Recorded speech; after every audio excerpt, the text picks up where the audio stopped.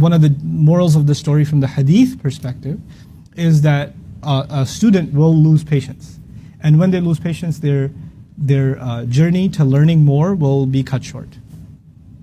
They could have benefited a lot more, they could have gotten a lot more, but their temperament kept them. So, it's not only one's intelligence and one's capacity to learn and memorize and internalize that plays a role in one's journey in learning, but also one's temperament.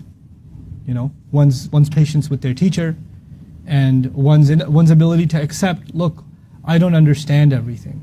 And if you tie the themes of the story as narrated in this hadith together, you come away with some very beautiful conclusions. In the beginning, you're told that everything we know is just a drop in the ocean, right? But when you see things you can't understand, at that point to remember, I cannot fully comprehend what's happening here because what I know is a drop, and the reality of this is the ocean.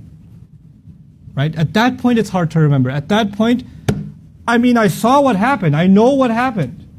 How could this be the case? At that point, you don't want to accept that you don't know the whole story.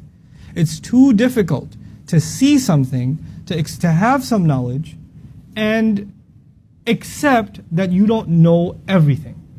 That's really, really hard to do.